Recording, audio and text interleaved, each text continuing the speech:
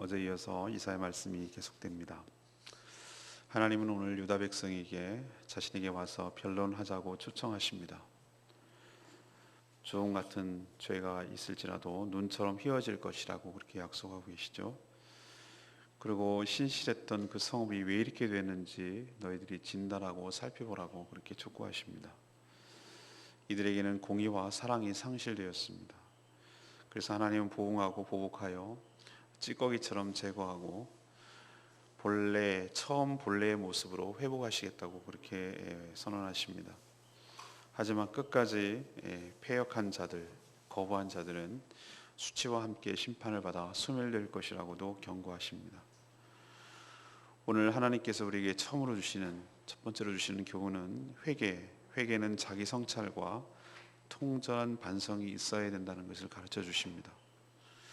우리가 일본에게 끊임없이 계속 사죄를 요구하는 것은 무슨 보상이나 받아서 챙기려고 하는 것이 아니라 그들의 잘못을 자신들이 살펴보고 그래서 인정함으로써 역사적인 그런 과오를, 실수를 반복하지 말라는 의도 때문에 우리가 사과하라는 것이죠. 그래야 좋은 원만한 관계가 유지될 수 있기 때문에 그렇습니다.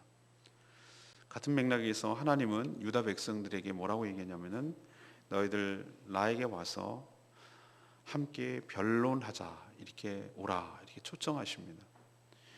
여기서는 변론은 말다툼이 아니라 무엇이 잘못되고 무엇이 잘 됐는지, 무엇이 옳고 그른지에 대한 분명한 시비를 가리자는 뜻입니다. 자신을 돌아보고 깊이 성찰하고 또 자신이 왜 이렇게 됐는지 통절한 반성을 통해서 회개함으로 회복하라는 그런 의미가 바로 변론하자, 오라라고 말하는 것이죠. 이런 변론의 과정, 이런 회개의 과정을 통해서 궁극적으로 원하시는 것은 주홍 같은 붉은 죄가 있을지라도 눈이나 양털처럼 희고 깨끗하게 되리라는 것, 이게 회개의 목적이라는 것, 그것이 바로 하나님께서 기대하시는 것이라는 것을 우리에게도 촉구하고 계시는 것이죠. 유다 나라가 처음부터는 이렇게 되지 않았습니다. 처음에는 신실했습니다. 그래서 예수님, 오늘 하나님께서 뭐라고 말하죠? 신실했던 성읍, 21절이죠. 신실했던 성읍이 어찌하여 이렇게 되었는가?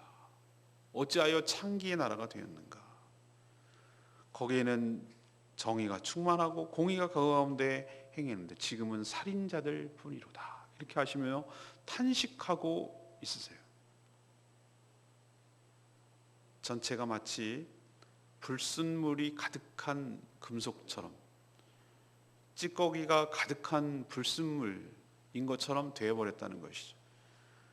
그래서 22절에 은은 찌꺼기가 되었고, 그러니까 못 쓸모가 없던 것, 순은이 아니라는 것이죠. 그리고 포도주에는 물이 섞였다, 희석됐다는 거예요. 물 탔다는 것이고, 포도주는, 고관들은 폐역하고 도둑과 짝이 되고 뇌물 사랑하고 예물 고하고 과오를 돌보지도 않고 과거의 송사를 수리하지도 않고, 한마디로 신실했던 유다 나라, 신실했던 성읍이 완전히 부패하고 타락한 나라가 되었다라고 하나님께서 탄식하고 있어요. 어쩌다가 이렇게 되었는고, 이렇게 하나님께서 얘기하시잖아요. 저는 회개의 첫걸음이 무엇인가? 자신의 현재 모습을 말씀에 비추어서, 하나님의 말씀에 비춰서 깊이 살펴보고 그것을 진단하는 것에서 시작한다고 저는 생각을 합니다. 어제도 말씀드렸습니다만 병의 현상만 치료하면 안 되고 병의 근본 원인을 알아야 되죠. 그것이 병을 치료하는 첫걸음이죠. 저도 온두라스군요. 온두라스 갔을 때 너무 아파가지고 막 대굴대굴 굴었어요. 이런 고통은 처음이었어요.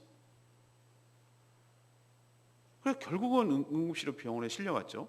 근데 가면서 무슨 생각, 맹장인가 보다. 근데 나 여기서 이 수술 얘네들이 잘할까? 이런 후진국에서 또 병원비는 어떡하지?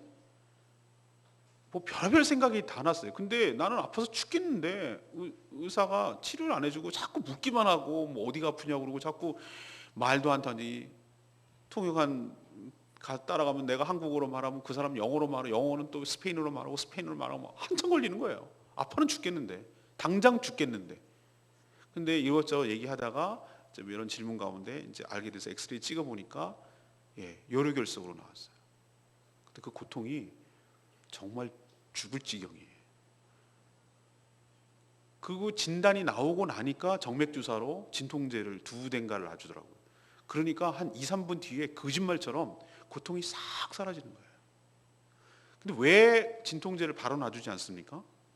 만약에 원인을 모르고 그냥 놔주면 원인은 영영 못 살리는 거예요. 모르는 거예요. 그래서 알 때까지 어떻게 하지 않는 것이죠. 처방을 하지 않는 것이죠. 우리도 마찬가지예요. 그냥 그 순간만 모면하고 그러려고 그러면은 근본적인 해결이 안 되는 것이죠. 하나님께서 오늘도 정확하게 얘기죠. 와서 변론하자. 너희들의 모습을 봐라. 너희들이 원래는 그러지 않았지 않느냐. 원래는 신실했던 성읍 아니냐. 근데 지금 와서 너희들의 모습을 봐라.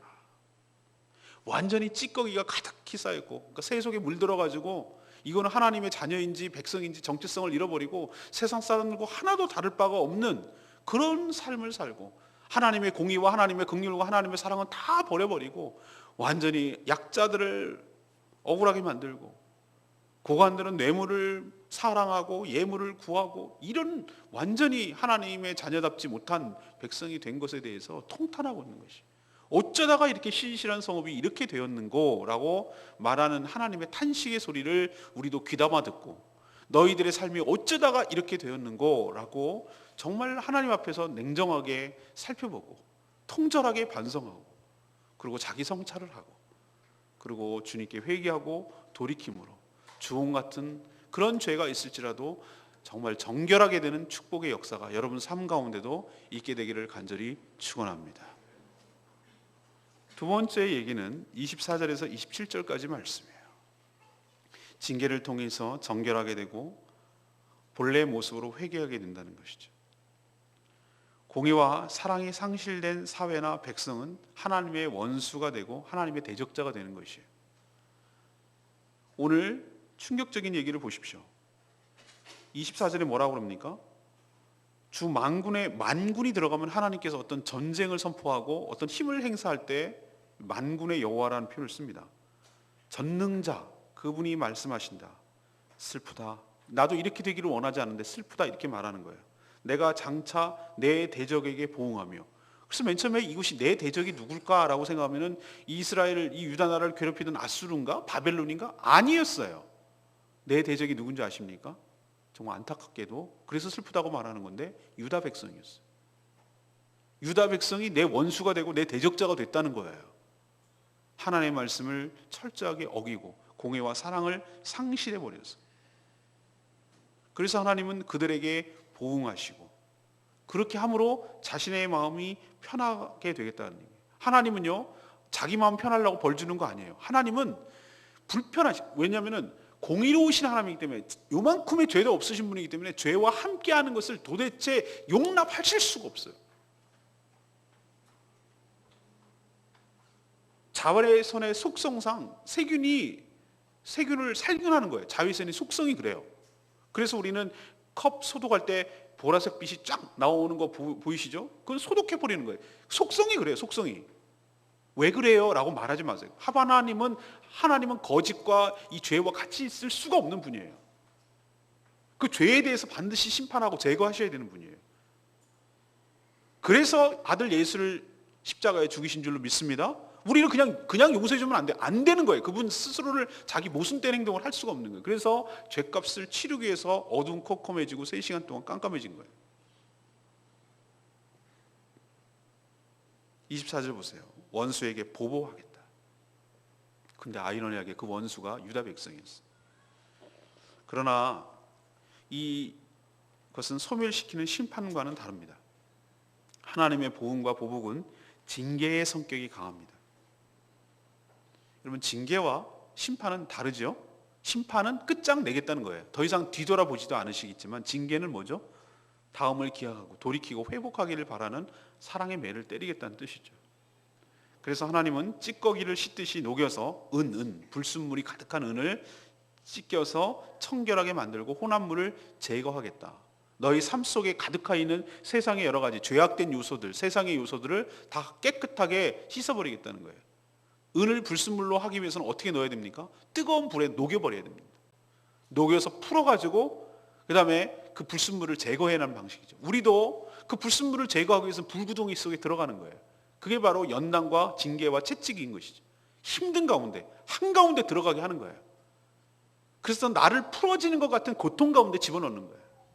다 더 이상 못 살겠다, 살 힘이 없다라고 해서 항복하고 완전히 자기가 해체되는 수준까지 가는 고통을 겪어서 그래야 그 똘똘 뭉친 자아가 풀어지기 때문에, 그 고집이 풀어지기 때문에, 그 완고했던 완악한 마음이 풀어지기 때문에, 그래야 찌꺼기가 나오기 때문에 하나님께서는 그 코너로 몰아가는 것이죠. 그래서 유다 백성들 사이에 퍼진 잘못된 것들을 청산하겠다. 그리고 26절에 보세요. 재판관들을 처음과 같이, 모사들을 본래와 같이 회복할 것이라. 참 좋은 말씀이에요. 처음과 같이, 그리고 본래처럼 다시 회복하시겠다고 그렇게 의지를 불태우세요. 처음처럼, 이게 소주 이름이 아니에요. 하나님께서 말씀하신 말씀이에요. 처음처럼, 그리고 본래처럼 하나님께서 지금 얘기하시는 말씀이에요. 그리고 나서 그 과정을 거친 후에야 그 이스라엘 백성들을 의의 성읍이라, 신실한 성읍이라는 칭호를 회복할 수 있겠다, 회복할 것이다, 이렇게 약속하고 있어요. 이게 하나님의 무서운 하나님이십니까? 저는 아닌 것처럼 보이는데요. 저는 오히려 하나님의 그 신실하심, 하나님의 선하심, 하나님의 포기하지 않으심, 하나님의 끈질김, 그리고 우리를 향한 하나님의 사랑, 이것이 저는 절절하게 느껴지는데요. 아무리 자식 새끼가 정말 속상하게 말고 막 속을 뒤집어 놓고 그래서 저건 내 자식도 아니지 이렇게 할지라도 버릴 수 없는 부모의 마음이 느껴지는데요. 어떻게 해서라도 이를 고치고 회복시키셔서 원래의 그 신실했던 모습으로, 원래의 그 하나님을 찾고 하나님을 간절히 의지하는 그 모습으로 회복시키려는 그 하나님의 결연한 의지 같은 게 보이는데요. 저는 정말로 미흡거나 정말로 소용없다고 판단했으면 이런 얘기도 할 필요 없어요. 그냥 심판 내리고 끝내면 돼요. 여러분 기억나십니까? 이스라엘 백성들이 광야에서 하다가 하나님께 대들 고라자손들, 고라당들 쩍 땅이 갈라졌어요. 그리고 걔네들만 땅 속에 삼켜버렸다고 그랬어요. 땅이 벌어지고 삼켰다고 그랬어요. 하나님 이런 분이에요. 이렇게 행하실 수 있는 분이에요. 전염병으로 싹 몇만 명이 죽일 수도 있는 분이에요. 칼날에 엄청 죽일 수도 있는 분이에요. 그런데 이렇게 얘기하신다는 것은 아직까지도 희망이 있다는 뜻이에요. 아직까지 죽이지 않겠다는 거예요. 너희들 빨리 돌아오라는 거예요. 정신 차리고. 사랑하는 여러분, 에베소 교회, 계시록이 뭐라고 하냐, 에베소 교회를 향한 책망이 있어요. 에베소 교회가 참 대단한 교회거든요. 뭐라고 그러냐면 너희들이 처음 사랑을 버렸노라. 첫사랑을 회복하라. 네가 처음에 예수 그리스도를 만났던 그 뜨거움 다시 회복해라. 언제부턴가 너가 매너리즘에 빠지고, 언제부턴가 느슨해지고, 언제부턴가 불순물이 끼고, 언제부턴가 잡생각이 들어오고, 그래서 처음에 그 열정적으로 교회를 사랑하고 하나님을 사랑하고 했던 것들이 다 잃어버렸던 거 다시 회복하라고 오늘 말씀하고 계세요. 사랑하는 여러분, 하나님께서 우리에게 징계를 내리시는 목적을 잘 깨닫기를 원합니다. 징계의 목적은 딱 하나예요. 그때는 너무 야속하고, 그때는 너무 섭섭하고, 그때는 하나님 아닌 것 같고, 나 버린 것 같고, 이럴 수 있나 이런 생각이 드는데, 제가 말씀드리잖아요. 은이 불순물이 제거되기 위해서는 뜨거운 불에 들어가야 된다고. 녹아지는 고통을 겪어야 된다고.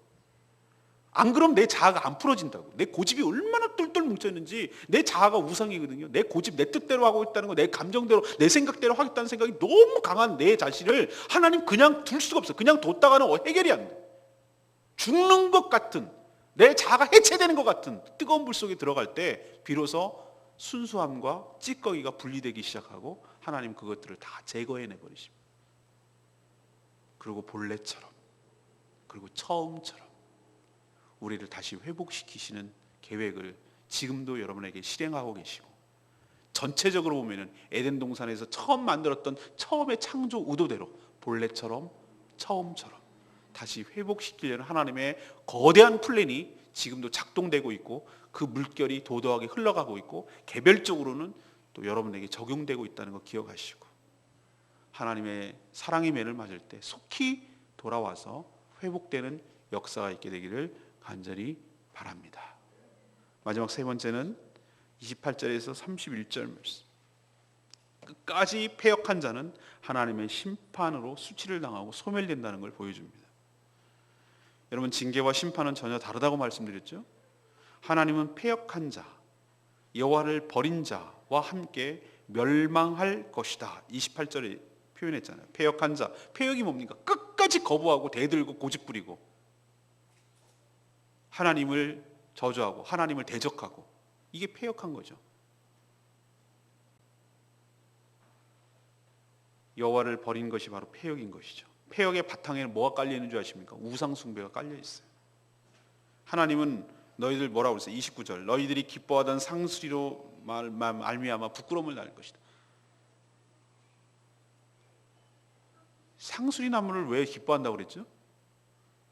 유다 백성들이 유독 상수리 나무 좋아합니까? 상수리가 도토리 나무 같이 생겼는데 거기서 떠가지고 도토리묵 해먹으니까 얘네들이 너무 좋아하는 나무가 상수리 나무인가요? 아니에요. 상수리 나무는 상징적인 게 있어요. 이게 바로 가나안 토착 신앙과 연결돼요. 여기에 산당을 지었어요. 우리로 치면, 제주도로 치면 뭐냐면 여기다가 그 노란색 천, 빨간색 천, 흰색 천 해가지고 무당 푸닥거리 하는 데 있잖아요. 제사 드리고 이렇게 하는 거, 토속 신앙을 하던 곳이 상수리 나무에서 했어요. 근데 왜 이렇게 계명도 받고 하나님의 출애굽을 경험했던 자들 왜 상수리 나무를 좋아합니까? 가나안 토착 신앙의 특징이 뭔지 아세요? 종교적인 제사 행위 가운데, 제사를 드리는 가운데 종교적인 창녀들이 있었어요. 특히 바알신을 섬기는 것이 사제가 여사제, 남사제가 있어요. 합법적으로 성행위를 할 수가 있는 거예요. 종교라는 미명하에 포장을 해주고 그걸 보호를 해줘요. 그러니까 유다 남자들, 이스라엘 남자들이 완전 눈이 뒤집힌 거예요. 그리고 그걸 못 버리는 거예요. 그래서 상수리 나무를 좋아하는 거예요. 왜? 그런 행위를 너무 기쁘니까. 그게 뭡니까? 농경사회, 그다음 목축을 하는 사회는 다산과 풍요가 축복이었어요. 그런 사제와의 성적인 결합을 통해서 다산이 일어나고 여러 새끼들이 많이 낳고, 그래야 노동력이 생기고, 그 당시 사니까 양들과 소들이 새끼들을 많이 낳아서 재산이 불어나고, 뭐 이런 사고방식, 아주 진짜 사단의 사고방식이죠. 그러므로써 음란하고 음탕한 것을, 죄를 계속하게 함으로 있어서 사단의 지배 아래 두려는 사단의 놀라운 전략하에 넘어갔던 거예요. 그래서 하나님께서는 뭐라고, 이거 딱 그걸 지적하고 계시잖아요. 너희들 상수리 나무 기뻐하던 그것 때문에 너희들이 수치와 부끄러움을 당할 것이다.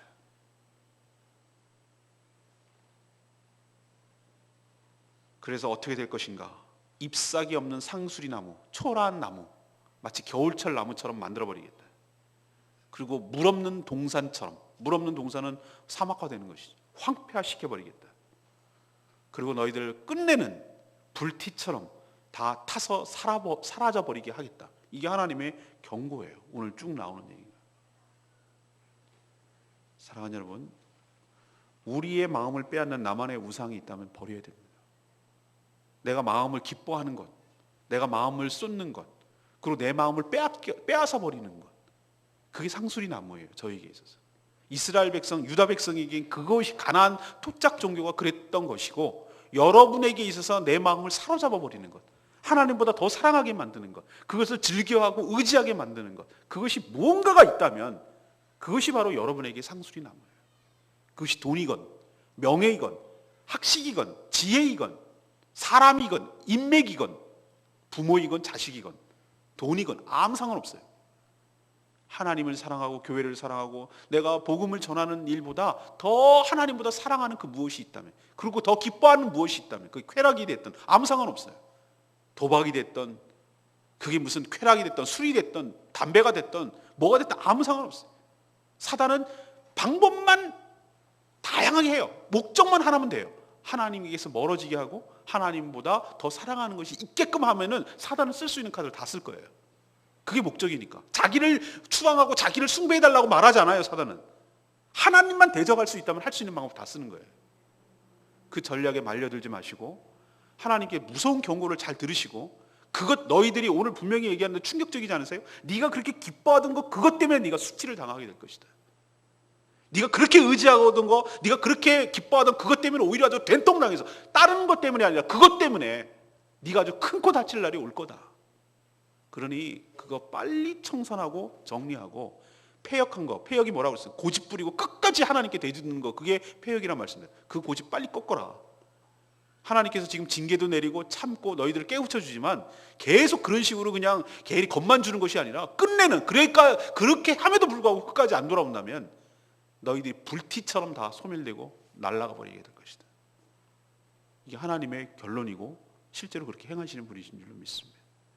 속히 돌이키셔서 하나님의 심판 받지 않고 수치당하지 않고 소멸당하지 않고 살아남는 은혜를 경험하는 복된 인생 되기를 간절히 바랍니다. 19절 말씀. 너희가 즐겨 순종하면 땅의 아름다운 소산을 먹을 것이요 너희가 거절하여 배반하면 칼에 삼켜지리라. 이게 하나님께서 얘기하고 싶어하는 결론이에요. 하나님이 유다 백성을 초청하여 변론하고자 하는, 들려주고자 싶어 하는 것이 이 얘기예요. 유다 백성들은 선택할 수 있는 건 이 둘 중에 하나예요. 다른 것은 없습니다. 순종해서 땅의 아름다운 소산을 먹을 것인가 A, 아니면 거절해서 배반함으로 칼에 삼켜져 죽을 것인가 B. A or B. 그 선택은 유다 백성들에게 달려 있지만 하나님의 본심은 어디에 있습니까? A. A에 있어요. 전자에. 너희들이 즐겨 순종함으로 땅의 아름다운 소산을 먹어라. 내 마음은 이거거든. 너희들이 둘 중에 하나를 선택하는 것, 제시하는 거 알아서 해봐. 네 하는 대로 해줄게 라고 말할 때 그 심정을 좀 잘 알아야 돼.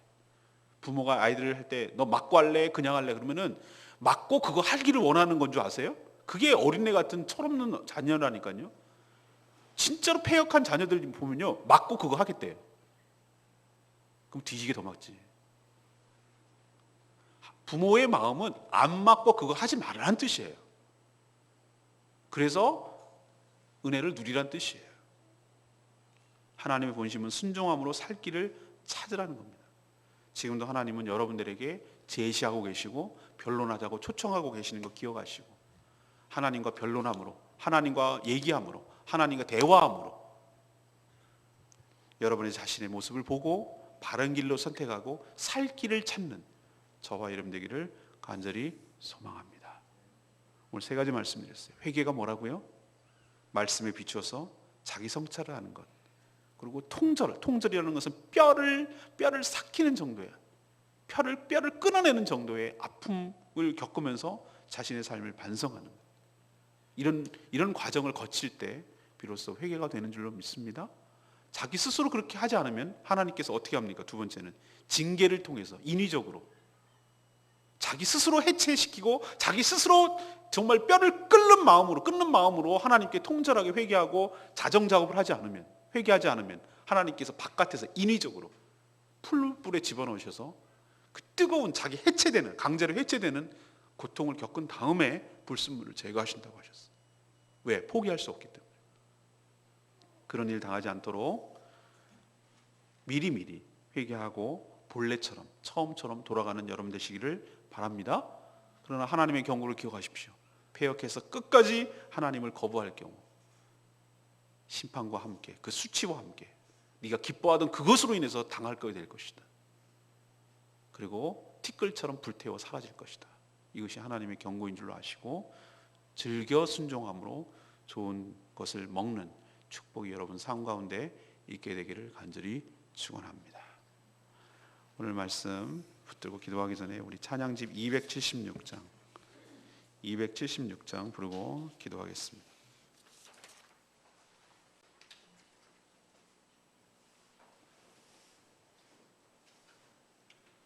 276장 아버지 사랑 내가 노래해.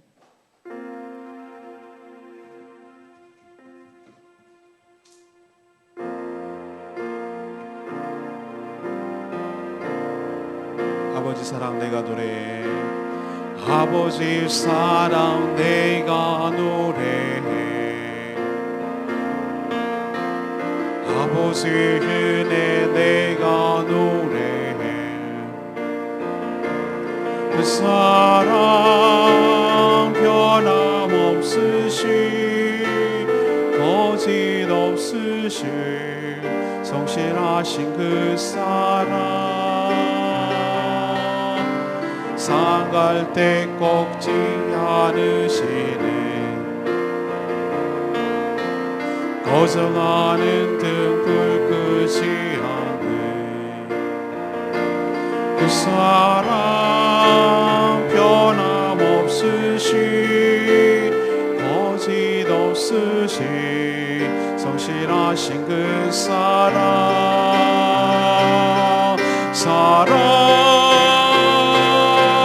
그 사랑 날 위해 죽으신 날 위해 다시 사신 예수 그리스도 다시 오실 그 사랑 죽음도 생명도 천사도 하늘의 어떤 권세도 끊을 수 없네. 영원한 그 사랑 예수. 그렇습니다.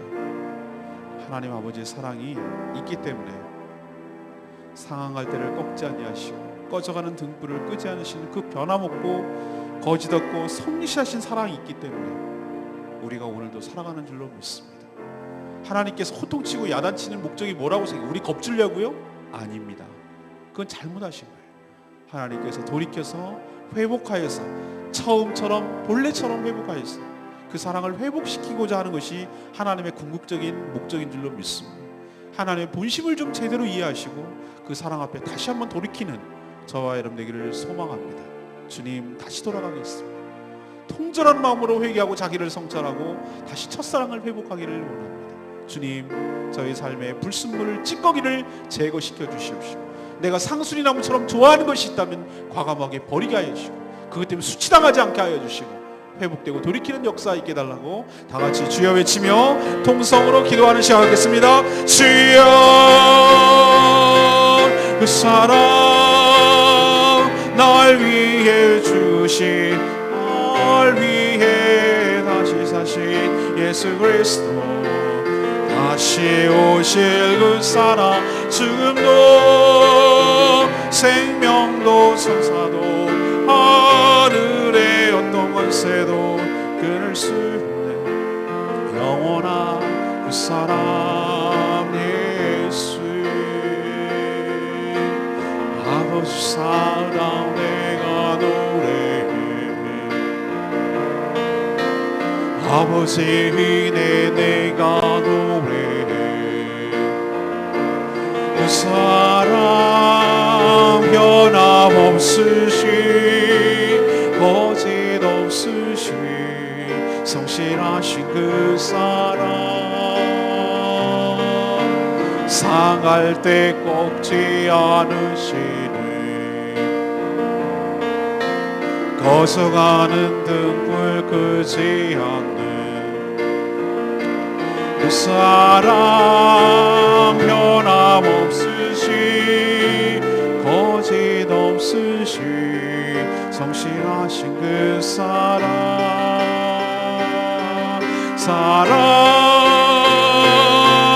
그 사랑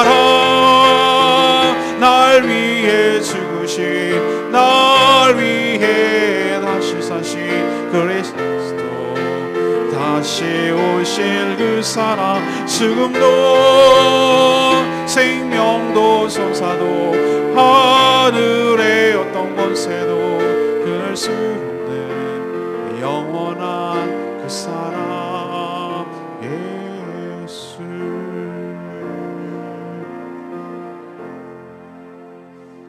하나님 저희들 역시 포기하지 아니하시고 자신을 돌아보며 회개할 수 있는 회개 자리로 불러주시니 감사합니다. 지금의 우리의 위기와 이 사태가 왜 생겼는지 저희들 자신을 깊이 말씀에 비춰 살펴보게 하여 주시옵소서. 그리고 통전한 반성과 회개가 있게 하여 주시옵소서. 그래서 첫사랑을 회복하게 하여 주시옵소서. 주님이 제시한 두 가지 길에서 즐겨 순종함으로 땅의 아름다운 소산을 먹게 하여 주시옵소서. 공의와 긍휼이 상실된 이 사회에 복음과 징계를 통해 정화시키며 처음처럼 본래처럼 회복시키려는 주님의 의지를 읽을 수 있습니다. 저희들이 처음 신앙과 그 첫사랑을 다시 한번 회복함으로 주님 앞에 복음 앞에 다시 서게 하여 주시옵소서. 여전히 패역함으로 하나님이 주신 놀라운 기회와 축복의 기회를 다 상실하여 하나님의 심판을 받아 소멸되는 불쌍한 일이, 처참한 일이 생기지 않도록 저희를 긍휼히 여겨 주시옵소서. 오늘도 말씀을 통하여 저희들의 자신을 살펴보며 회개하는 시간 갖기를 원합니다. 저희들이 잘못한 거 있으면 깨우쳐 주시고 가르쳐 주시고 회개함으로 용서받게 하여 주시고 새롭게 되는 역사가 있게 하여 주시옵소서. 우리가 상수리 나무처럼 좋아하는 것 있다면 깨닫게 하여 주시고 더 늦기 전에 버리게 하여 주시고 청산하게 하여 주시고 주님 앞에 돌이키게 하여 주시옵소서.